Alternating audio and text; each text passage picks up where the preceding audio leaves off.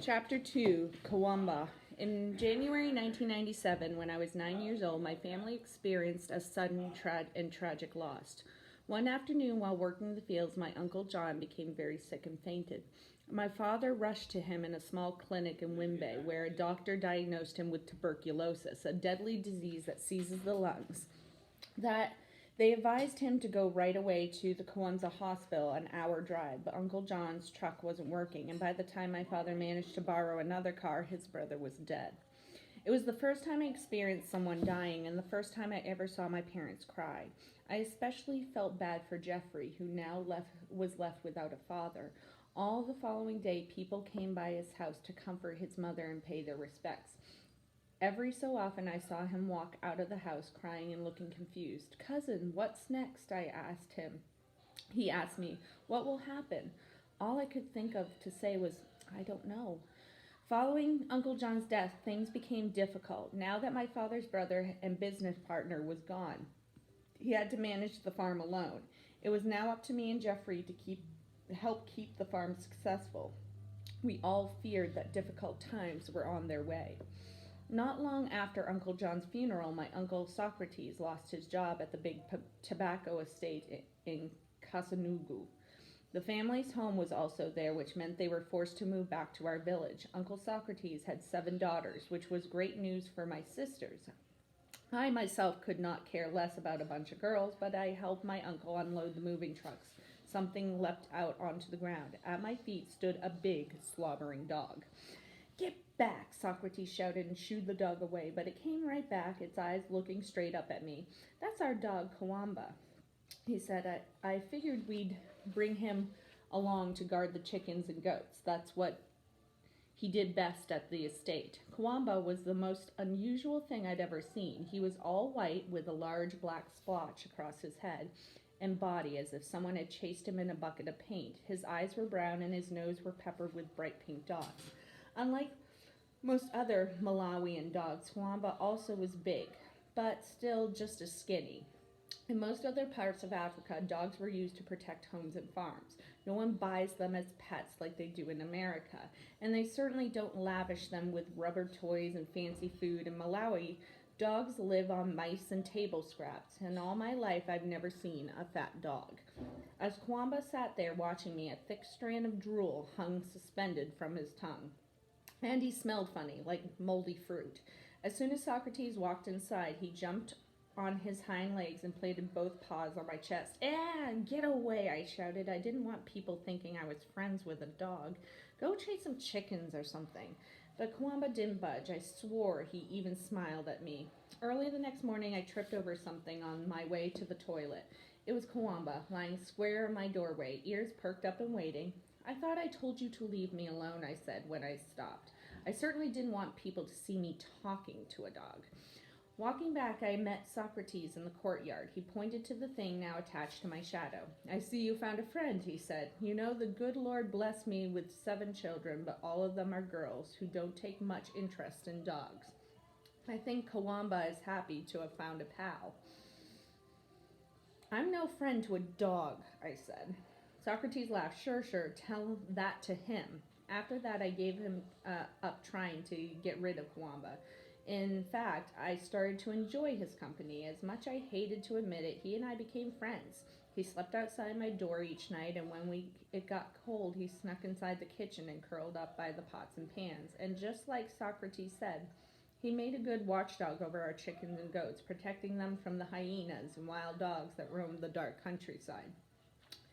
Even still, Kawamba liked to play games with the baby animals. He chased them around the compound, causing the little goats to bleat and the mama hens to flare their wings and hiss. Whenever that happened, my mama would lean out of the kitchen and pitch one of her shoes at his head. "Stop that, you crazy dog," she screamed, and my sisters and I would laugh. Look who's talking to animals now. Aside from upsetting our livestock, Kawamba's favorite thing to do was hunt. By this time, going hunting had replaced most of the childhood games I used to play at home, and Kawamba provided the perfect partner. During the dry season, we hunted birds that drank from the dambo near our house, and in the rainy months, we found them in the blue gum forest where we set our traps and waited in the thickets. This kind of hunting required patience and quiet. Kwamba seemed to understand this naturally, as if he had been hunting his whole life. One morning after the rains had stopped, Kwamba and I headed for the forest to set our traps. As always, I kept my tools and trapping making materials inside a cloth sack, and I tied it to the end of my hoe. Inside were a rubber bicycle tube, a broken bicycle spoke, a short piece of wire, and I clipped from my mother's clothesline, and a handful of maize chaff that is called gaga, and 4 heavy bricks. I also carried 2 knives that I crafted myself. The first was made from a thick piece of iron sheeting. After tracing a pattern in metal, I had taken a nail and poked holes all around the edge, then popped it out with a wrench. I sharpened the metal into a blade by rubbing it against a flat stone. For my handle, I wrapped the bottom half with a plastic jumbo bags and melted them over the fire to make them hard. My second knife was a punching tool made from a sharpened nail, also equipped with a handle. I kept them both tucked inside the waistband of my trousers. We entered the forest just past the graveyard near Jeffrey's house, where the blue gums grew tall. In the instant, I could see a small mountain range called the Dawa Highlands that separated us from Lake Malawi, some 100 kilometers away. Dark clouds clung to the tops of the green hills, threatening rain. Let's hurry, Kwamba. We don't want to get wet. I found a good spot off the main trail to set our traps, then we got to work. The type of trap I used is called a kichwapu. To help it, I first clear a small section of grass and vines with my hoe until I can see the red dirt. Taking my knife, I cut 2 thick branches from a blue gum tree and whittled them to sharp points. Then I pushed them into the soft dirt and make sure they didn't move. I cut the bicycle tube into 2 strips and tie each piece to the ends of the steel clothesline wire. Then tie the rubber strips to the poles. When finished, it resembled a large slingshot. The bark of the kawacha tree is papery and durable and makes a fine rope. I strip several long sections and tie them together and make a rope about 15 feet long. I attach it to the steel wire and my slingshot, then I pull the rubber as far as it could, locking it between 2 bicycle spokes sticking out of the ground. This was my trigger. Once it was set, I stacked the 4 bricks directly behind the trap and sprinkled some gaga onto the ground. Wherever birds landed to eat the bait, I'd pull the trigger and release the rubber sling, slamming them into the bricks. Let's hunt, I said. Kwamba's ears perked at the command, and he followed me into the trees. We hid behind the small bush and waited for our game. About 30 minutes later, a small flock of 4 birds swooped overhead and spotted the bait. I felt my pulse quicken as they turned and feathered down. I was about to pull the trigger when a 5th bird landed. He was giant, with a fat gray chest and yellow wings. Come on, I thought, just a little more to the right, that's it. The fat bird pushed his way into the group and began to feed. With all the birds now inside the trap, I jerked the rope.